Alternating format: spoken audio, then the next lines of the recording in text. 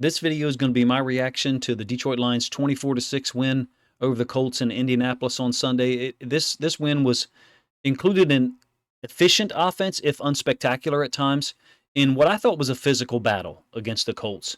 Aaron Glenn's defense also pitched another second-half shutout to help the Lions improve to 10-1 overall, heading into a Thanksgiving Day battle with the Bears.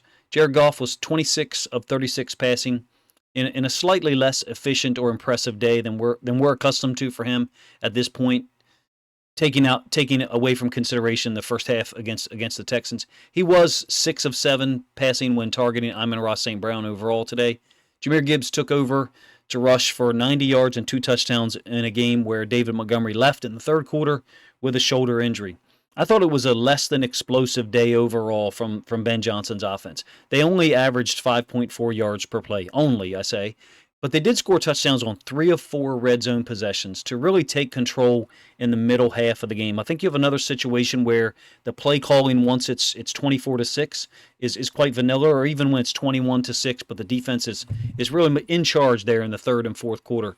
Detroit's offense ran for 137 yards overall. They did pick up 10 first downs on the ground and just absolutely dominated the time of possession. And keep in mind that the Colts were able to get 2 field goals on their first 3 possessions, so the time of possession was extremely skewed thereafter. It ended up 37-23 in favor of the Lions. I thought they were wearing down the Colts defense at a certain point, although when you step back and look at the game stats in the second half, Detroit only managed 10 points after halftime.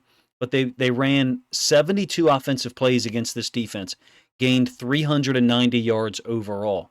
It was also a very egalitarian split for the wide receivers, as you see in the offensive stats on the left-hand side for the Lions and the right side for the Colts. Jameson Williams, Amon-Ra St. Brown, and Tim Patrick combined for 15 catches on 18 targets. Despite neither one of those guys getting in the end zone individually, Goff didn't throw a touchdown pass as well. He was under pressure a handful of times. I thought that Latu, if I pronounce his name correctly, he had a strip sack that Montgomery covered, I think, in the third quarter. He also had what I consider to be another pressure, perhaps against Sewell. I'm not sure. Maybe there was a tight end to that side. There was some moments of uncertainty. Again, with when Latu was matched up against Skipper as an eligible tight end in that jumbo personnel group, there was a clear differential in talent, speed, and athleticism. Aaron Glenn's defense, however, made it a moot point. They haven't, and speaking of points, they haven't allowed one in the second half of any kind in the last 3 weeks. That's a remarkable achievement in the NFL, and in my opinion, regardless of the level of competition. We're talking about wins over the Colts, Jaguars, and Texans in reverse order. Detroit's defense has now pitched 6 quarters of shutout football after halftime, if we're only counting minutes played in the second half. They're now 10-1, heading into Thursday night's Thanksgiving Day battle with the Bears, who fell to the Vikings 30-27.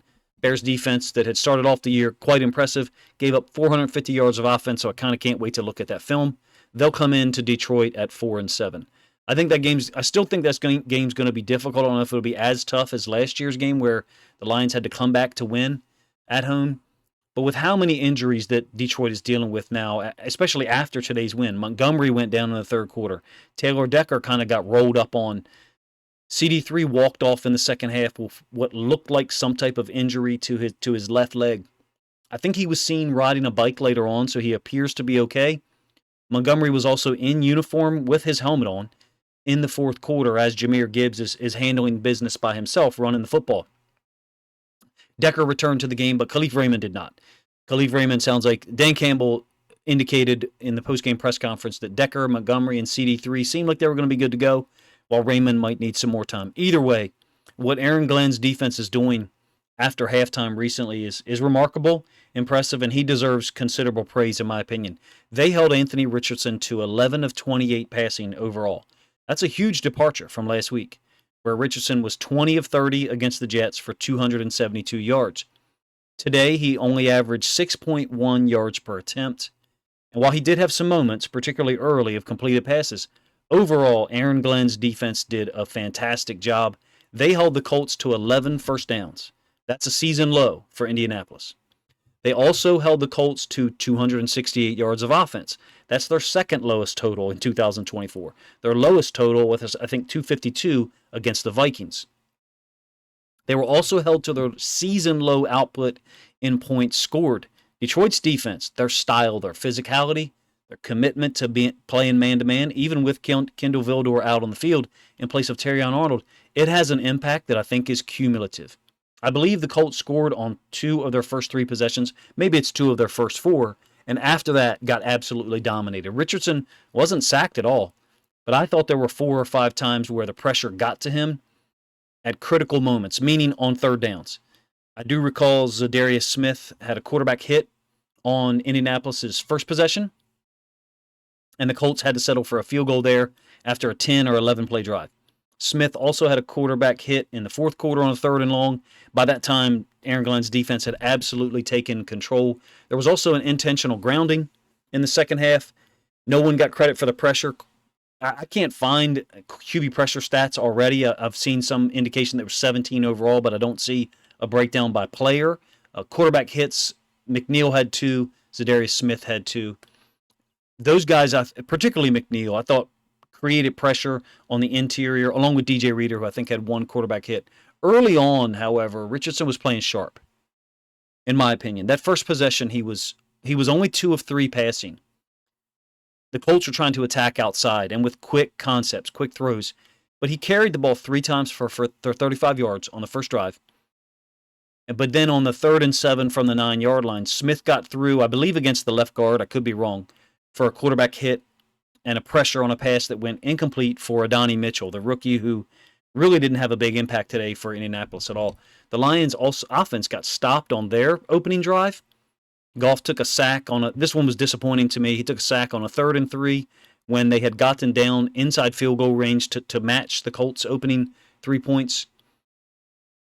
Indianapolis' second drive, Richardson converted a 3rd and 8 with a pass play to Michael Pittman. Then he had a first down pass for 21 yards to the tight end, I think Granson. That one was called back for a critical hold on Ogletree, the other tight end.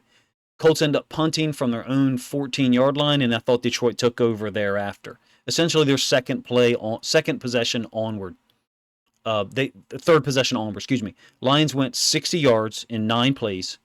That included a 27-yard pass from Goff to Patrick over the middle. I believe it was against zone. To me, it seemed like the Colts were playing more zone defense today, but I could be wrong. Gibbs also converted a 3rd and 8 with a run up the middle, kind of weaving through the defense and behind a blocker for 17 yards.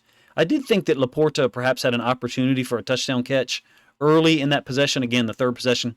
It ended up not mattering, however. Gibbs punched it in for a 1-yard touchdown run following a really unnecessary roughness call on a Colts safety for jumping onto a pile of guys. Gibbs got in for a 7-3 lead early in the second quarter. Colts did respond with a field goal to get to 7-6, but Ogletree dropped an open pass near the goal line that probably or would have had an opportunity to be a touchdown. And then the ensuing 3rd down play was well covered by Branch against Downs into the boundary. Downs only had 3 catches on 7 targets. He had a big reception wiped out later on when the refs called an offensive pass interference penalty on Alec Pierce. Lions jumped ahead 14-6 on their next drive. Only their 3rd possession. I misspoke a little bit earlier. My apologies. The thing that strikes me about that 3rd possession is multiple guys are involved, and you see that oftentimes on Lions drives. They're not all like David Montgomery's overtime takeover against the Rams in Week 1. Montgomery did have runs of 8, 3, and 13 yards on this possession. Jamison Williams had a 21-yard catch. Montgomery converted a 3rd and 6 with another run play. This one went for 13 yards. And then some real sick stuff on that play by Goff. He recognized the alignment of the defense, and I think he got the play correct here in terms of a check or audible. Get Montgomery the ball. He powers for 13 yards behind a couple of blockers and then through 2 tacklers. Eventually, Montgomery scored from 6 yards out. 3:34 left in the second quarter. For me, at that point, you saw it's 14-6, and you saw the markers of the Lions taking over. I was hoping for a double-up situation, meaning defense get a stop. The Lions get maybe a field goal or a touchdown to finish the quarter, and then getting the ball back first to open the third. Let's really get some separation. Essentially, finish off the Colts early. And just as an aside, I was watching the game with family who don't pay attention to the Lions at all, nearly as much as I do. They're all Ravens fans, obviously. And there was a part of me I felt like I wanted to see them perform really well, make an impression. My family knows that I spend a lot of time watching Lions games and creating Lions content. This moment, the end of the second quarter, kind of disappointed me. I was built up. I was waiting to be able to say, look at how they handle the time management. Look at how they score with very little time left in the second quarter. So it disappointed me that even though the defense got a stop inside the 2-minute warning, they did allow a 30-yard completion to Pittman over the middle against what I think was zone defense on a 1st and 20. That was a little frustrating. Pascal had a TFL against a run concept, and then Reeder got a quarterback hit on a 2nd down pass. 3rd down target to Adonai Mitchell fell incomplete. 1:52 left in the second quarter. Everything's set up. Here we go. And a score here, the touchdown to begin the third quarter, get some real separation, maybe rest some of the guys that were dealing with injuries. Unfortunately, Goff takes a sack after 1 first down. A pair of passes can't generate anything else. I believe a 5-yard completion to Laporta and then incomplete on 3rd down. So they take a 14-6 lead into halftime that, to me, based upon game flow, after the Colts' opening possession, I didn't think was warranted. To me, it felt like a 20-6 game at half, even though the score obviously didn't reflect it. Even still, there was a feeling for me at halftime that the Colts had 2 scoring drives to that point, and it seemed like the Lions' offense wasn't just able to blow them away during times of their choosing. If you throw out the final possession where Detroit takes over with less than 5 minutes left, up 24-6, they still didn't really close the show in an explosive manner. Conservative, perhaps, yes. Grinding at times, sure. I'm glad that they did so. I'm glad that they tried to keep the clock going and just get off the field, get the game over with. Detroit did get stopped inside the Colts' 15-yard line to open the third quarter, ruining what was, I thought, a really promising drive. Gibbs had converted a 3rd and 7 with a short swing pass out into the right flats. He followed a tight end and a wide receiver blocking, one of which was Jameson Williams out near the sideline. Goff also found Patrick on a 3rd and 4 for 14 yards over the middle. It looks like to me at the opening part of the third quarter, okay, great. There was missed opportunity there late in the second, but they're going to capitalize here, get a touchdown, go up 21-6 and take control. And then Zaire Franklin blows up the 4th down run play. He did have 13 tackles today. As an aside, Nick Cross, safety from Maryland, in fact, had 14 tackles to lead both teams. It was a well-timed, maybe it was a blitz, maybe a run-through read by Zaire Franklin. 4th down, counter where they're pulling the left guard. He runs through the open A gap. But Detroit's defense had it under control after the stop. They forced a quick punt after the completion to Downs was called back for the offensive pass interference on Pierce. It was like a snag wheel with Downs running the wheel.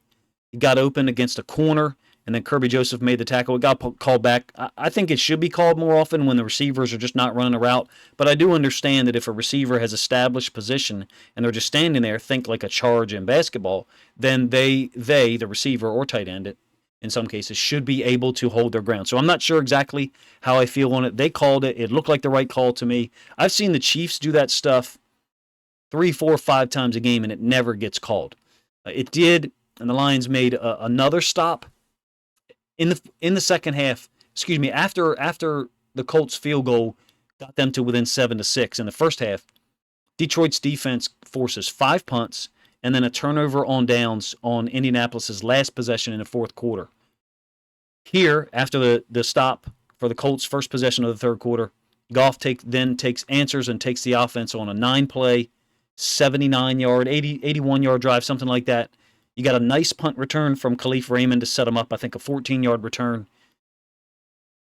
Latu had forced a fumble by Goff on the drive. That was recovered by Montgomery. I believe that's the play where Decker gets hurt.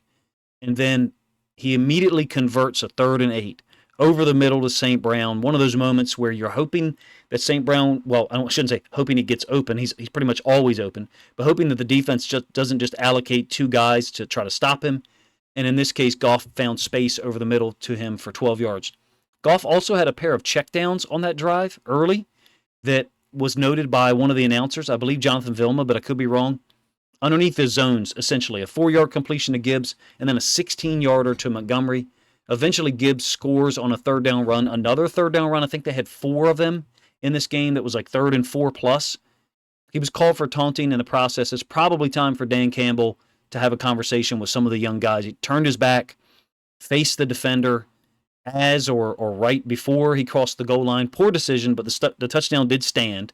There was a moment where I thought I saw the offense walking backwards as if they were going to take the points off the board. I was a little confused there. It stood, put the defense out to a 21-6 lead. Really, on a day like this, it was insurmountable for the Colts. Anthony Richardson couldn't get anything done. Even though Kendall Vildor had given up a lot of catches in the first half, I don't think that he was targeted as successfully in the second half. I don't know the numbers, to be honest with you, but I do know this. After it was 21-6 Detroit, the Colts' next 3 possessions, here they are. 3 plays, 9 yards, punt. 3 plays, -5 yards, punt. Zadarius Smith had a quarterback hit on that drive. Jack Campbell also had a pass defensed over the middle. And then 3 plays, -3 yards, punt. Insane stretch where over the course of 3 possessions, Aaron Glenn's defense against 9 plays, I think actually 10, there was a penalty called there, gave up 1 yard total. Lions did add a field goal, but I think the story here for me, at least today, is the defense overcoming a ton of injuries, at least one guy going down during the game, CD3, who's important, and a defense that just seems to move on to the next guy, no matter who's on the injury report or who goes down with an injury during the game of play. Credit to Aaron Glenn. They came into 2024 with an obvious upgrade in talent on the defensive side of the ball, particularly in the front 6 or 7. So many guys have gone down. It's if you were to backtrack mentally 3 months and say by week 12, these are the players that you're going to be missing. Terrion Arnold is not going to play. CD3 is going to go down, I believe, during the third quarter. How do you think you're going to match up? What do you think your record is going to be? How many of you would have picked 10-1? Even though knowing that the offense can turn things on, step on the gas if and when they want to. And I think they kind of coasted in the third gear at times in the second half today. The play for Aaron Glenn's defense has tightened up in the last 3 weeks. Is it the level of competition? But maybe there's something to be said for that. It's the AFC South, 3 games in a row. Now you have the Bears and the Packers on consecutive weeks, Thursdays at home. Nonetheless, I think Aaron Glenn deserves a ton of praise for what they're doing. 6 consecutive quarters of shutout football in the second half. I plan on obviously rewatching today's game in the morning. I didn't get to chart and take notes like I normally do, so I'm clearly looking forward to the All-22 coming out. But I think it has to be said or openly put out there that Aaron Glenn and his defense are playing almost too good for the amount of talent that isn't available either permanently, Aiden Hutchinson, Marcus Davenport, Derek Barnes, or long-term, Alex Anzalone and Terrion Arnold was out this week, presumably to play hopefully Thursday on Thanksgiving against the Bears. I plan on obviously watching that game, having a reaction video out. I hope to get a preview done Wednesday morning or so. I'm going to be traveling, but look, there's going to be a lot of football for me to cover in the next 3-4 days. Monday night, the Ravens and the Chargers in the Harbaugh Bowl rematch 12 years later. And then Thanksgiving Day between the Lions and the Bears. I do think it's worth mentioning the DB situation. With Arnold out today, Mosley coming back, CD3, some type of injury that's unknown to this point, that as I record this, Rakestraw on IR, it's kind of unreal the numbers that the defense has been putting up. Again, against the AFC South, but so many guys being moved up the depth chart or new guys being incorporated. David Long Jr. I saw out on the field today. Zadarius Smith I thought played with a lot of force, even though he didn't get a sack. Malcolm Rodriguez had 8 tackles, to my knowledge, so he has to get a lot of credit for that, playing well in Alex Anzalone's role. David Long Jr., I didn't see impact plays. I don't know necessarily that he even had a tackle. There's the stats on the screen. I don't see his name there. I didn't notice one. I didn't note one. Kendall Vildor is obviously going to be someone that's talked about a lot, gave up a lot of catches in the first half. Seemed like Anthony Richardson was targeting him. In the third and fourth quarter, I didn't see them having success with anything. So it stands to reason they weren't successfully throwing the ball to his side. I'd be interested to see what, if any, changes Aaron Glenn and those guys utilized to kind of hide him or protect him in that regard. I thought Smith and Pascal played solid on the edge.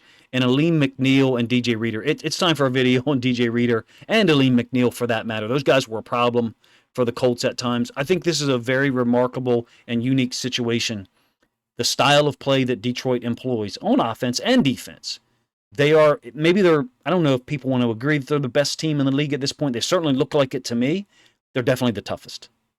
And so the Bears, 4 days from now, coming into Detroit, that's going to be, I think every team going up against the Lions has an adjustment to make. And some teams can make that adjustment and some teams cannot. Today, the Colts, I thought, wilted. Their offense wilted against a defense that's missing multiple starters, but plays so hard and so physical that in order to get anything done, you have to resort to snag pick concepts where you shield a defender and it gets called on you. They were not able to run the football successfully after the first 2 or perhaps 3 drives. Credit to Aaron Glenn for continuing to plug new guys in or expand certain players' roles like Malcolm Rodriguez and get more production than you have in the last couple of years. I appreciate you guys' time, man. Let me know what your thoughts were about today's game. I feel like the offense spent much of the second half in third gear, maybe 3.5, fourth gear perhaps. Certainly didn't push it into overdrive, in my opinion. Aaron Glenn's group was in control to that point. Seems to me like Ben Johnson and the offensive staff were playing complementary football and just trying not to turn the football over. If you guys think other Lions fans would enjoy my reaction video here, please consider grabbing a link to this video and sharing it out on social media to help this content get more reach. Other than a video on DJ Reader and or Aleem McNeil, the interior tackles that are starring for Aaron Glenn's defense right now, what film study videos, if any, would you like for me to suggest to complete before Thursday's game against the Bears? Appreciate you guys' time, man.